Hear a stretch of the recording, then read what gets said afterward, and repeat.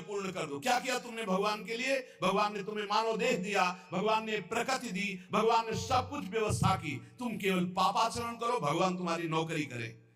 तुम भगवान के अंश हो, भगवान ने तुम्हें देह दिया, भगवान ने प्रकृति दिया, तुम भगवान के लिए क्या कर रहे हो? तुम हमारी समाज के लिए जो भगवान ने रचा है उसके लिए क्या कर रहे हो? अपनी वासनाओं की पूर्ति। तो दंड नहीं भोगोगे और क्या भोगोगे? तुम्हारे गाली देने से भगवान कोई छोटे हो जाएंगे? तुम्हारे थूकने से आकाश गंदा हो जाएगा? तुम कर सकते हो तो सिर्फ अपना बुरा कर सकते हो और कुछ नहीं कर सकते। लिख लो हमारी बात। अगर कुछ भी मंगल हो रहा है तो भगवान के बनाए विधान से मंगल हो रहा है। संत समागम, हरि कथा, नाम जप, भगवत आराधना, ये उनकी कृपा से हो रहा है। तुम कर सकते हो तो शब्द लिख लो, केवल अपना बुरा कर सकते हो, वही बुरा कर रहा है। भगवान को गाली दे रहा है, भगवान को नहीं मान रहा, नास्तिकता बढ़ रही, मनमानी बेवजह। भगवान ने मेरा कर्जा नहीं, कर्जा लेते समय भगवान से पूछा था? कर्जा लेते समय भगवान से विनय की थी? धर्म से चला है तू? भगवान की आज्ञा का पालन कर रहा है तू?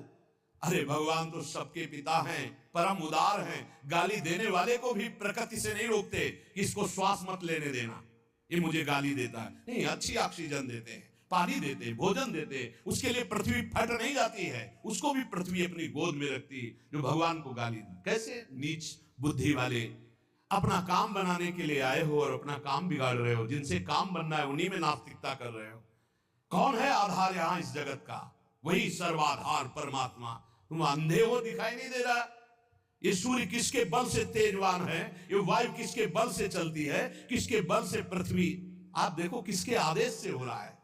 एक जरा सा झटका आता है, प्रांत का प्रांत चकनाचूर हो जाते हैं।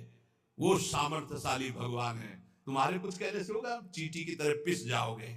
उसकी शक्तियां अनंत है होश में। अगर जीवन को मंगलमय सार्थक बनाना है तो एकमात्र भगवान की शरण है। और अगर कुछ भी और करोगे तो अपने को बर्बाद करोगे, सिर्फ बर्बाद करोगे, सिर्फ विनाश करोगे अपना, और कुछ मंगल नहीं कर सकते। भगवान का आश्रय ले लो, वो बहुत करुणामय है। ये जो पुरुष चारों वर्ण या चारों आश्रम में यदि भजन नहीं करते तो इस बात का दंड मिलेगा कि मानव देह तुम्हें मिला है भगवत प्राप्ति के लिए। देखो, बोले भला पिता अपना बालक का अहित चाहता है? हाँ चाहता है। एक पिता के पुत्र ने किसी नाबालिग का बलात्कार करके उसको मार डाला। उससे वो समाचार वाला पूछता है कि आप अपने ऐसे पुत्र के लिए क्या बोलेंगे? तो बोले यही बोलूंगा कि जल्दी से गिरफ्तार किया जाए, उसको फांसी की सजा दी जाए। मेरे बालक ने ऐसा अपवित्र कार्य किया, मैं कभी देखना नहीं चाहूंगा कि वो मेरे सामने आवे, उसको जल्दी से जल्दी पकड़ा जाए। ये जब एक साधारण पिता ऐसा बोल सकता है तो असाधारण पिता जो धर्म के विरुद्ध चलेगा, तिनकर काल रूप में भ्राता, वो भगवान साक्षात धर्म स्वरूप है। कोई धर्मात्मा पिता नहीं चाहेगा कि उसका पिता अपवित्र कार्य करे और उसे गले से लगाए। फिर भी मेरे भगवान कह रहे हैं, अहम तो हम सर्वपापेभ्यो मोक्षयिष्यामि मा शुचा अपिचेत सुदुराचारो भजते माम अनन्य भाग। महादुराचारी भी हो तो आ जाए कह के कि प्रभु मैं आपका हूं, आपके सिवा कोई मुझे नहीं बचा सकता, तो मैं तुम्हें साधु समंतव्य सम्यक व्यवसिता हिस्सा, मैं तुम्हें साधु बनाऊं। फिर भी भगवान को कैसे शब्दों से बोलते? कोई भगवान नहीं। मन मानी आचरण करो, पता चल जाएगा भगवान है कि नहीं। अंतिम समय तक तो पता चल जाए। एक डॉक्टर बोले थे हमसे, जब गंगा किनारे भ्रमण करते थे, बहुत अमेरिका से पढ़ के आए थे, मार विज्ञान छांटते चले जाए, कौन भगवान, कैसा भगवान, क्या। अब गंगा किनारे तो एक अलग रहनी थी, उदासीन ना बोलना किसी से। तो उनसे कहा नहीं, ऐसा अपमान मत करो, भगवान अब कैसे हम तुम्हें छाती चीर के दिखावे कि हैं हम ऐसे जी रहे हैं, ये साधु महात्मा ऐसे जी रहे हैं, केवल हवा में जी रहे हैं। नर्क स्वर्ग की चाल है, लेकिन छाती से कहता हूं, हृदय से कहता हूं, त्रुटि हमारी, करुणा उनकी। अगर कहीं भी हमें कुछ भी असंतोष हुआ है तो मेरे आचरण का, मेरे विचार का, मेरी क्रियाओं का हुआ है, और उनकी कृपा का वार पार नहीं। अपार करुणा वरुणालय। और मिलना, तुम बहुत दूर हो हमसे, तुम दूर हो, लेकिन मेरे प्रिया प्रीतम मेरे से दूर नहीं। अब वो कोई ऐसी दूरबीन नहीं कि मैं तुम्हें दिखा सकूं कि देखो। ये हम कोई प्रमाण तुमसे नमस्कार नहीं चाहने के लिए कह रहे, ये इसलिए कह रहे कि प्रभु कितना प्यार करते, तुम्हें कैसे बताऊं। हजारों प्राण हो तो न्यौछावर कर दे, ऐसा प्यार करते हो। ऐसे नहीं को स्वप्न में आके प्यार करते हो, भाव में आके प्यार करते हैं। जैसी भावना करोगे वैसे ही तुम्हें अनुभव कराएंगे। वो है, प्रत्येक कण में है, प्रत्येक क्षण में वो मेरे साथ है। ऐसा बिल्कुल माइक से कह रहा हो, आचार्य बल से, गुरु बल से, कि विश्वास करो वो केवल ध्यान का विषय नहीं है, वो केवल भजन का विषय नहीं है। वो मित्र की तरह मिलते हैं, वो संभाषण करते हैं, वो साथ खेलते हैं। पर ये बात वही देख सकता है जो उन तक पहुंच चुका है, जो उनके चिंतन में तन्मय है। अन्यथा ये मायाकृत नेत्रों से बात नहीं देखी जा सकती। इसलिए उसका पतन निश्चित है जो मनुष्य शरीर पाकर के भजन नहीं करता है। भगवान ने केवल भजन के लिए दिया है। दुष्यंता पर कायेषु स्वात्मानं हरिमीश्वरम मृतके सानुबंधेस्मिन् बद्ध स्नेहा पतन्त्यधः। भाई शरीर का अभिमान मत करो, ये मरा ही मरा, अभी मरा या कल मरा, मरा ही है पक्का। मृत्यु प्रतिपल साथ है। ये शरीर मृत शरीर समझो कब छूट जाए कुछ पता नहीं। इसके संबंधी भी छूट जाएंगे। इस शरीर से प्रेम गांठ करने का मतलब है नरक यात्रा तय करना। इसलिए इससे ज्यादा प्यार मत करो। इसे खूब कई बार हमने प्रार्थना की साधकों से, इस शरीर को ऐसा समझो जैसे कंजूस मालिक बेईमान नौकर से काम लेता है, ऐसे ले। इससे इसको छूट दे दी तो ये पूरी की पूरी जिंदगी बर्बाद कर दे। इससे बेईमान जैसे नौकर ना हो। ईमानदार नौकर अपने आप काम करता है, ये अपने आप नहीं करेगा। बेईमान नौकर जो आराम करना चाहे तो लगाओ काम में, 4 घंटे 124 घंटे में 20 घंटे इसको संसारिक काम, साधना के काम, भजन कार्य, आनंद समेट लो। यहाँ कमाने आए हो, यहाँ कोई तुम्हारा घर नहीं, कोई मकान नहीं, कोई दोस्त नहीं, कोई परिवार नहीं। ये परदेश है स्टेशन जैसा। तुम्हारी टिकट कटी, भागे, पूछोगे भी नहीं ये पत्नी तुम कैसे रहोगे, ये बच्चों तुम कैसे रहोगे। नहीं, चले गए, दोबारा कभी देखने को नहीं मिलेगा। न तुमको वो, न वो तुम्हें, कभी नहीं मिलेगा। ये ऐसा माया का जादू का खेल, सत्ता ही खत्म हो जाती।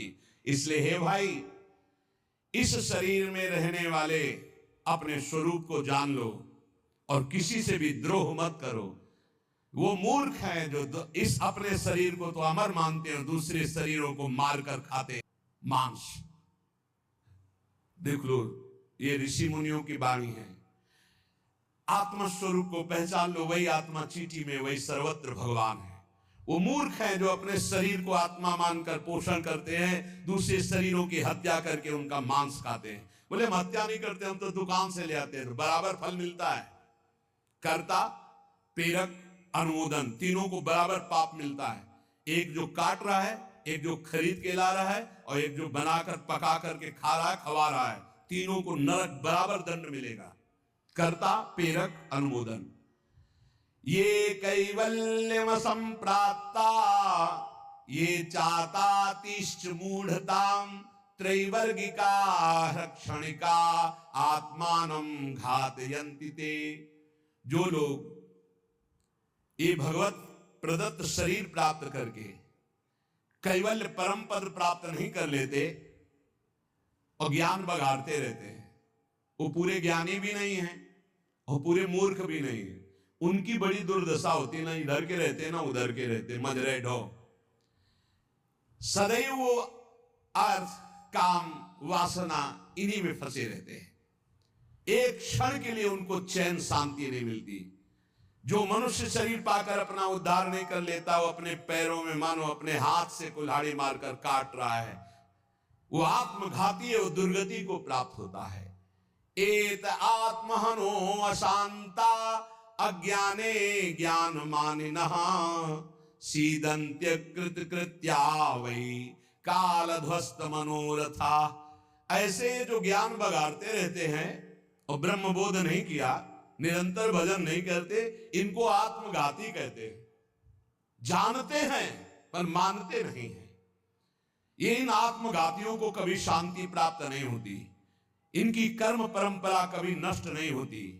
काल भगवान सदा सर्वदा इनके मनोरथों पर पानी फेरते रहते, हृदय की जलन विषाद कभी मिटने को नहीं होती। इसलिए हित्वात्यायास रचिता गृहापत्य सुहृत्स्यः तमो विशन्त्यनिच्छन्तो वासुदेव पराङ्मुखा। वासुदेव भगवान श्री कृष्ण के चरणों का आश्रय ले लो, उनसे विमुख मत हो। विमुख होकर यदि तुमने धन रुपया पैसा मकान सब समेट भी लिया तो भाई जब जाओगे कुछ साथ नहीं। एक बार कृष्ण कहा, एक बार राम कहा, एक बार राधा कहा, ये सत्य वस्तु तुम्हारे साथ जाएगी। इसलिए बार बार राम राम कृष्ण कृष्ण हरि हरि राधा राधा बोलते हुए अपना काम करो तो तुम्हारा लौकिक भी पुष्ट और पारलौकिक भी पुष्ट हो जाएगा।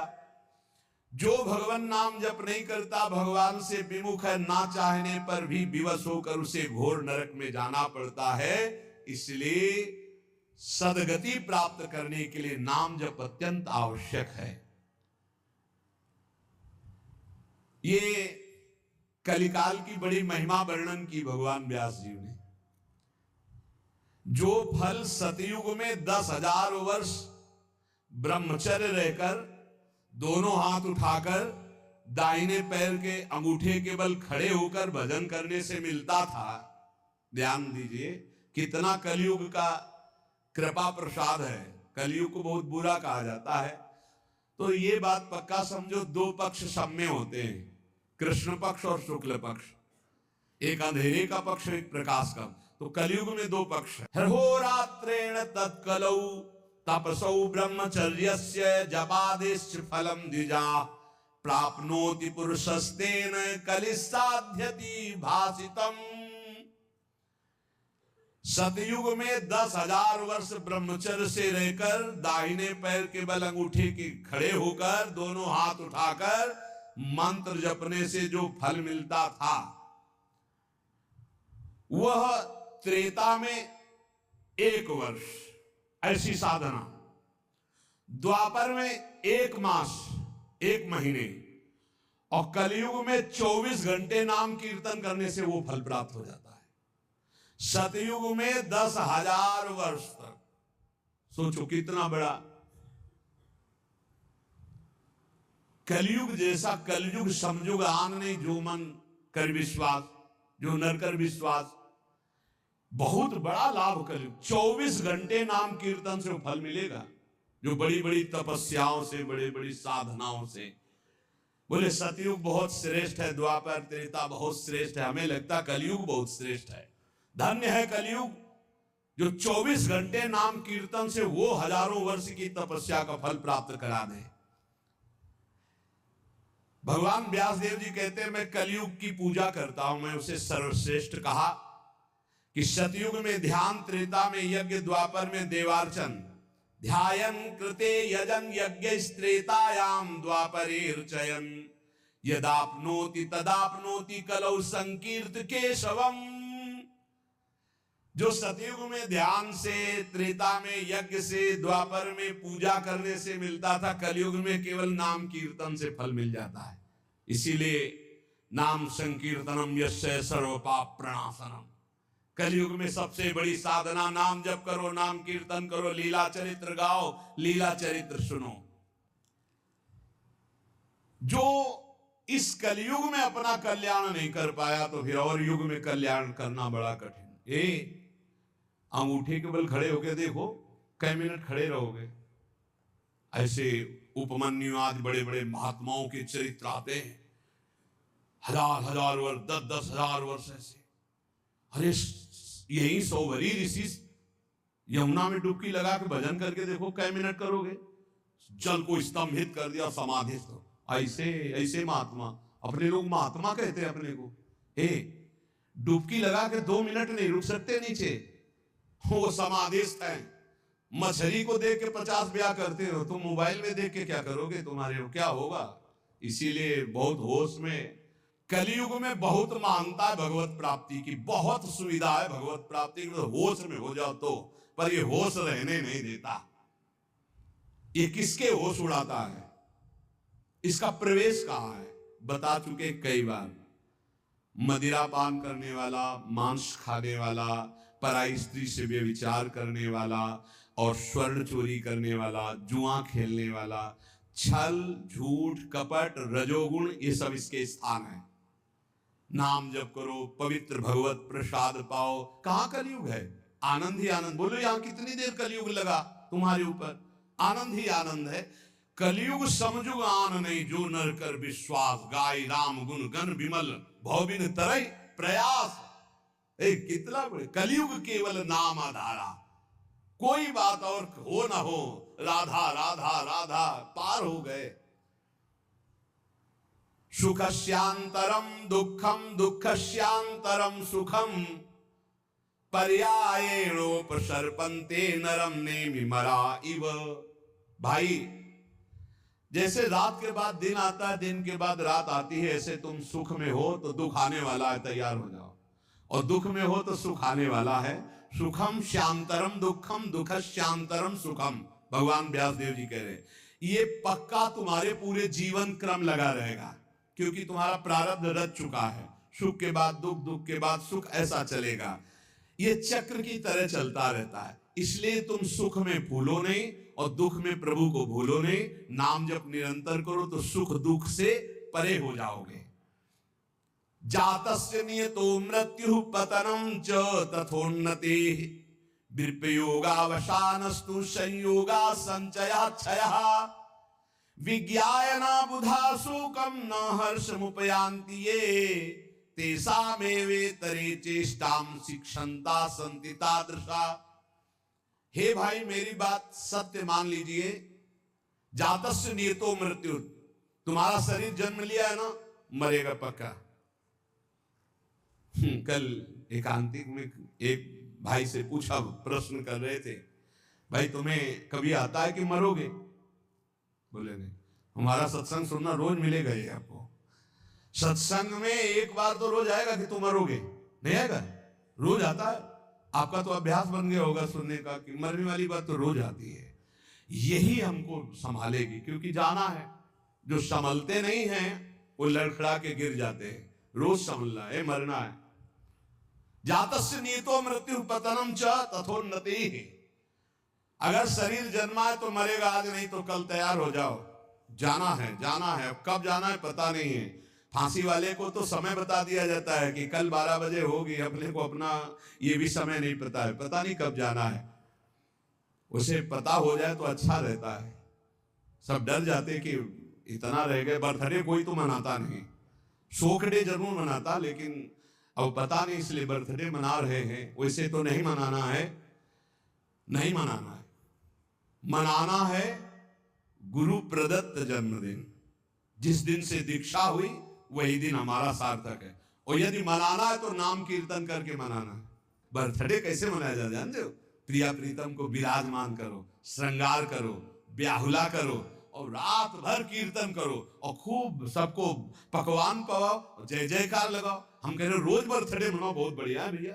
इस तरह का बर्थडे, इस तरह का बर्थडे, खोल रहे शराब, गंदी गंदी सब खान पान और नाच रहे, और ये कोई बर्थडे? समय नष्ट कर रहे। कितना कीमती, राधा राधा राधा, कितना कीमती समय आप कैसे नष्ट कर? बहुत लोभ लगता है।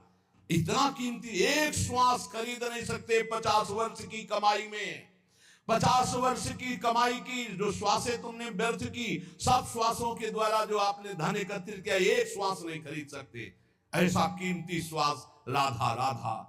कह रहे नित्य ये ध्यान रखो कि शरीर जन्मा है तो मरेगा।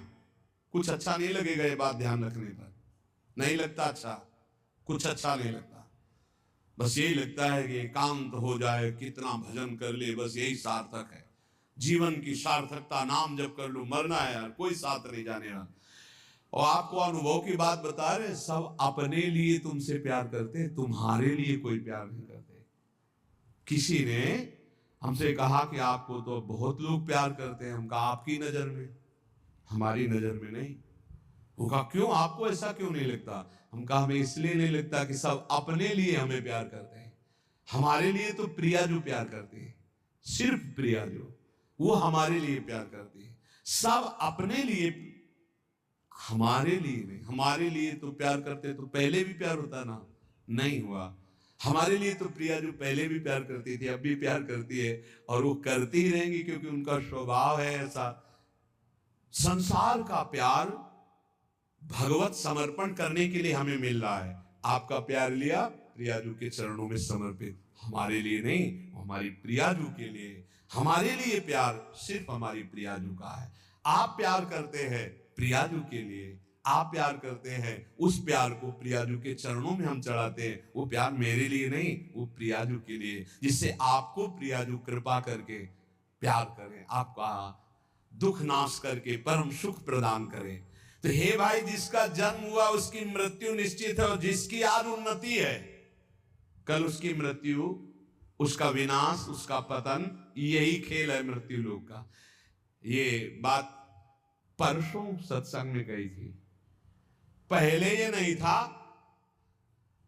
और बाद में भी ये नहीं रहेगा। हे अर्जुन, ये बीच में दिखाई दे रहा है, इसलिए इस पर विश्वास नहीं। कभी भी उन्नति को उन्नति रूप में स्थायी कहीं नहीं पाया गया, वो अवनति में आई।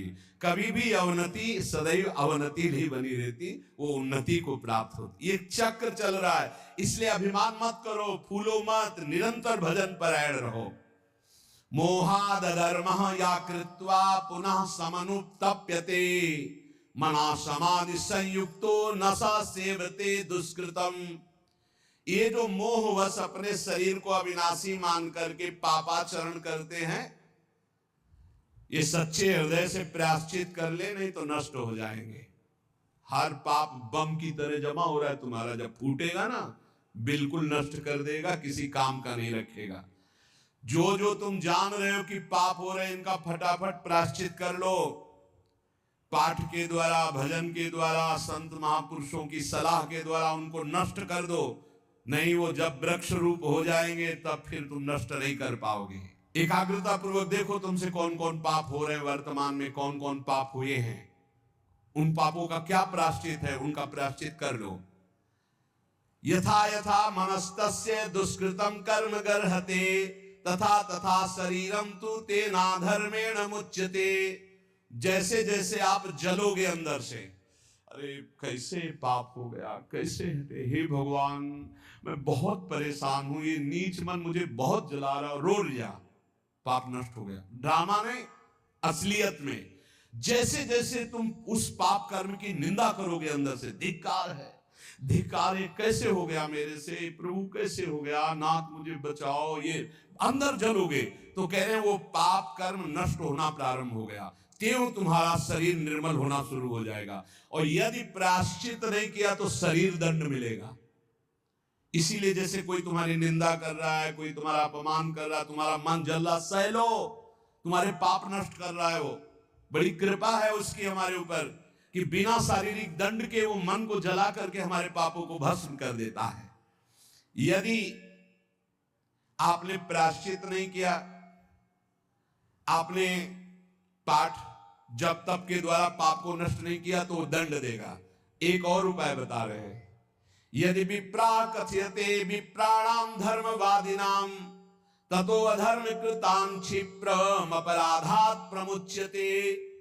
यदि ब्रह्म ऋषि कोई महात्मा, एक तो सुनेंगे ही नहीं, और यदि वो आपकी बातें सुन लें कि आप उनसे कह दें कि मैंने ये पाप किया है, अब इसका क्या प्रायश्चित है, यदि वो कह दे जाओ ऐसा कर लो, तो उसी कृत्य से आपका सारा पाप नष्ट हो जाएगा।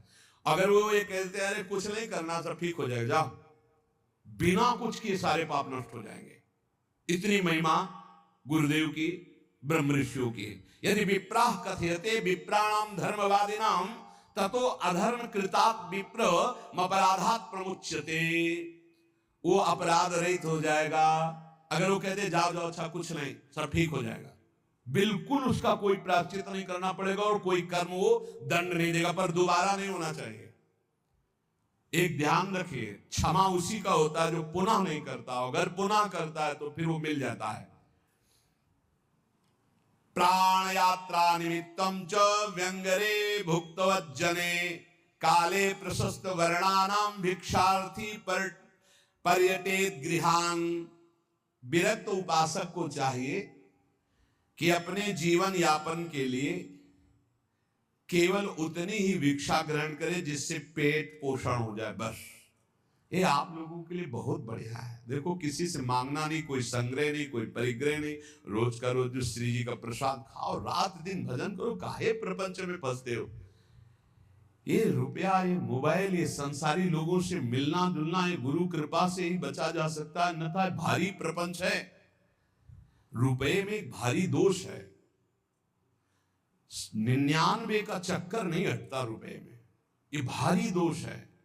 100 जमा हुए तो 110, 120, 130 जमा करते करते मर गया, चवन्नी खर्चा नहीं किया, नरक गया। बहुत बहुत विचित्र है। भगवान बचावे। जैसे कंचन दलदल, वैसे कामिनी दलदल, वैसे कीर्ति दलदल। इन दलदलों में जो गिरा तो गुरु कृपा बचाए तो बचाए, नहीं निकल पाना मुश्किल है। बहुत खतरे का दलदल है, ऊपर से एकदम रोड जैसा दिखाई देता है और गए तो बस निकलने लायक नहीं रहोगे। कंचन कामिनी कीर्ति का दलदल। जीवन निर्वाह के लिए बस उधर में डाल लो, खूब डट के भजन करो, भगवत प्राप्त हो जाओ। जितना कम से काम चला लो उतना ही अपना भजन बचा लो। एक बार गिरिराज जी में जब पूज्य पंडित गया प्रसाद जी की समाज, तो गुरुदेव भगवान ने कहा, इनका प्रकाश जानते हो क्यों हुआ? 45 वर्ष की अवस्था में गिरिराज जी महाराज के समीप विरक्त होके रहे, पर जिस दिन से विरक्त हुए उस दिन से कभी पैसा नहीं छुआ बाबा ने, कभी बाबा ने स्त्री स्पर्श नहीं किया, कभी बाबा ने प्रणाम नमस्कार स्वीकार नहीं किया। कंचन कामिनी कीर्ति तीनों पर विजय प्राप्त की हुई होने के कारण बहुत जल्द 45 वर्ष गृहस्थी में रहे, बहुत जल्दी इतना प्रकाश हुआ वैराग्य का। भाई जी जब पधारे थे तो बाबा को ऐसे दिव्य देह में दिखाई दे रहा था, भाई जी जा रहे, पंडित गया प्रसाद जी महाराज। एक काहे को अपना भजन बिगाड़ो, गुरु कृपा से भरण पोषण हो रहा, चकाचक खूब भजन एकत्रित करो। जितने से उदर पोषण हो जाए उतने ही भोजन पर अधिकार रखो, खूब भजन करो। भिक्षान्न है ये, आकाश वृत्ति से यहां आता है, वैसे भी भिक्षा तेहरा से मांग के रोटी लाई जाती। खूब भजन करो भाई यार, डट के। भजन ही जीवन का सार है।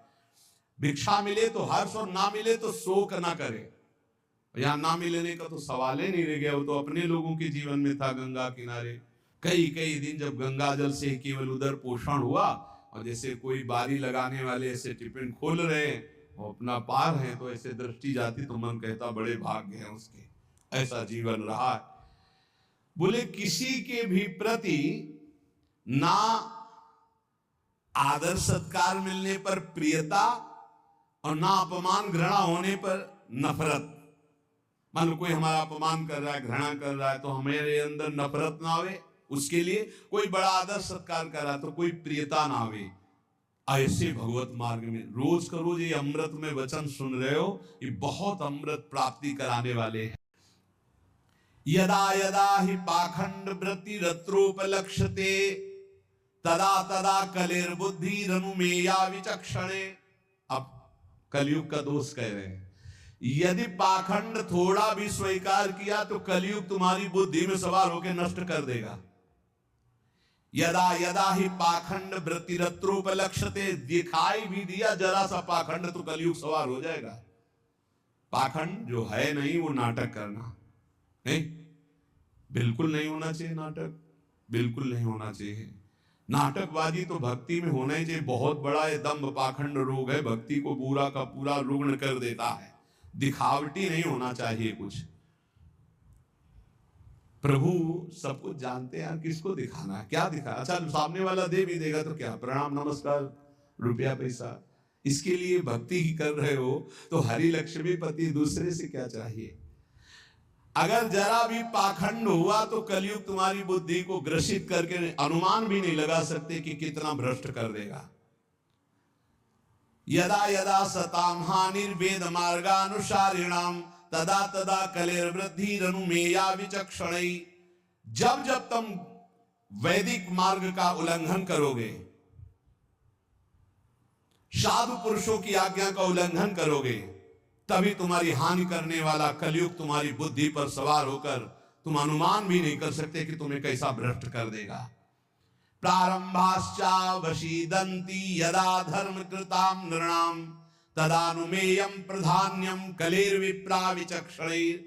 जब कोई धर्मात्मा अधर्माचरण की तरफ जाने लगता है, सोई कलयुग उसके ऊपर अपना प्रभाव डाल देता है। जब कोई विद्वान कलयुग से ग्रसित हो जाता है तो उसके आचरण उल्टे होने लगते हैं। इसलिए पाखंड, शास्त्र विरुद्ध आचरण, संत गुरुदेव की आज्ञा का उल्लंघन, धर्म के विरुद्ध आचरण करने वाले पर ही कलयुग का प्रभाव होता है, अन्यथा नहीं होता। कलयुग के प्रभाव से बचते हुए निरंतर नाम जप करते हुए इस जन्म में हम भगवत प्राप्ति कर ले।